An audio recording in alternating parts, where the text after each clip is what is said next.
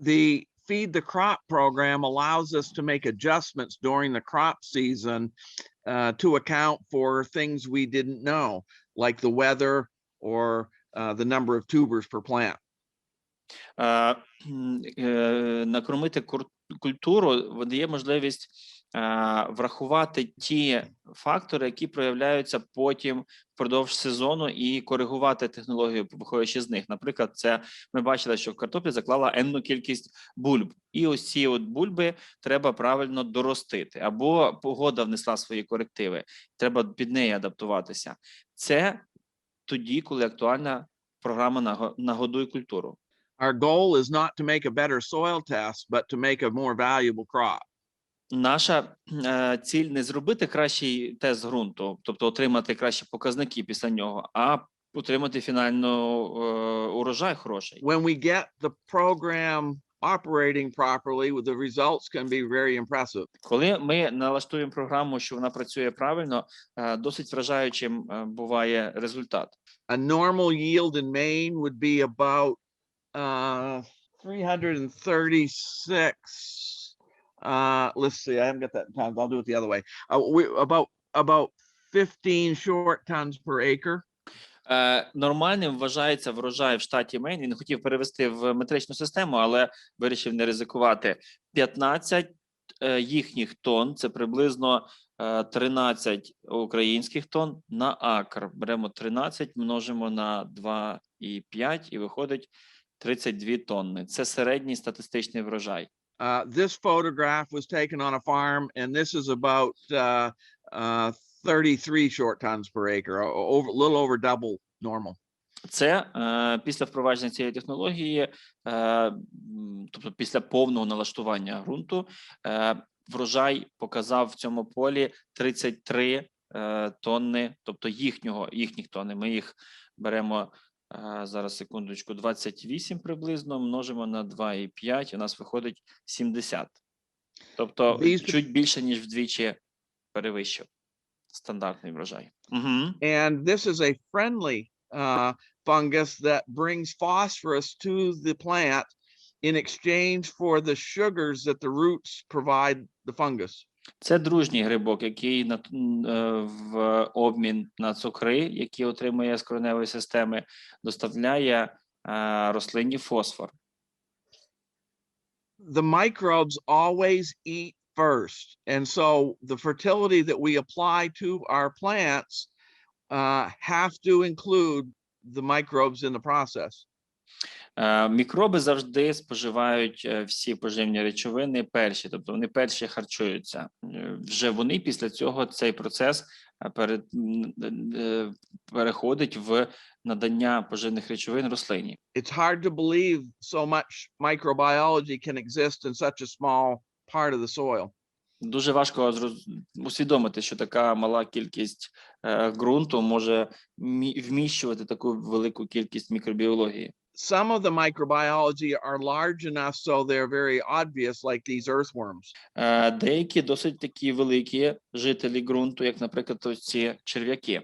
Their function is extremely beneficial in creating air spaces and also attacking pathogenic fungus like scab. These earthworms, they create air spaces and they attack some of the pathogenic fungi.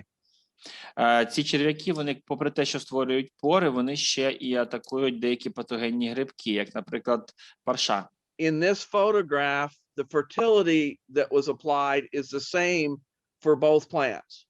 Рівень поживних речовин для обох цих рослин був однаковий.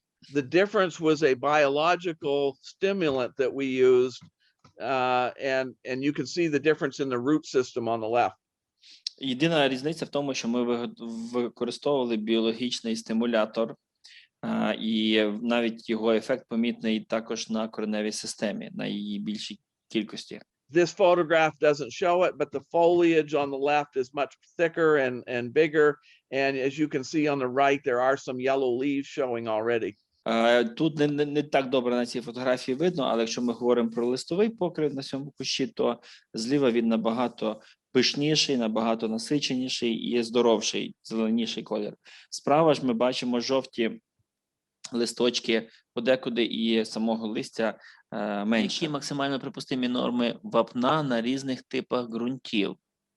Will you be able during your presentation to say, to mention what are the top soils level, the top calcium levels for different types of soil? So we are taking various types of soil, sandy, sandy loam, clay loam, like that. And what would be the optimum, the maximum amounts of lime to be applied there? Are there any correlation between these things? Yes, and I think when I get to a few more slides, and we'll have some specific samples, and I'll try to show you how we determine that answer. There is a best answer for each soil sample. На ваше питання, пане Вікторе, відповімо чуть пізніше. Зараз будемо рухатися по зразках ґрунту. І каже, це немає такої однозначної відповіді, але на кожен зразок конкретний можна вибрати найоптимальніший кількість кальцію. Тобто це не стільки прив'язується до типу ґрунту, як до взагалі характеристик ґрунту по зразку. Олег, у вас запитання було? Так, якраз по цинку. У нас в Україні є господарства, які дуже люблять вносити багато разів манкоцеп, наприклад, 5, 7 або навіть 9 разів. А там вміст є цинку. І що цікаво, ці господарства, які вирощують товарну картоплю, дуже важко досягнути високих врожаїв. Цинк може визивати токсичну дію на картоплю? It is not. The first answer is yes, zinc can be toxic at some level, but I think if you apply the mancozeb the way the manufacturer suggests, you could apply it 10 times and probably be fine. Відповідь на ваше питання така. Так, цинк у надмірних дозах може бути токсичним, але якщо ви вносите саме манкозеб по інструкції, як треба, то можна до 10 разів вносити і не боятись, що він спричинить токсичність. The lower the phosphate levels, the more toxic the zinc becomes.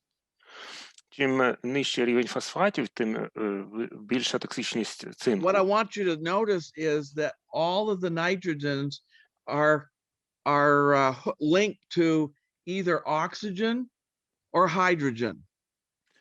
Я хотів би звернути увагу, що всі форми азоту з'єднуються або з киснем, або з водним. And the nitrate forms are attached to an oxygen. Нітратна форма з'єднується з киснем. And the ammonia forms are attached to hydrogen. А амонійна форма з'єднується з водним. And it is part of how we choose which nitrogen source to use. І це частково впливає на наш вибір, яке джерело азоту вибрати для підживлення. Ammonium sulfate is the ammonium form and is best for building tubers or fruits or nuts. Сульфат амонію – це амонійна форма азоту, і вона є найкращою для формування плодів, там, фруктів, чи бульб, чи горіхів, дивлячись, яка у вас культура. If the soil has a pH less than 6.8, якщо pH ґрунту складає нижче, ніж 6,8, then it takes 60 warm days for the ammonium nitrogen to become available to the plant.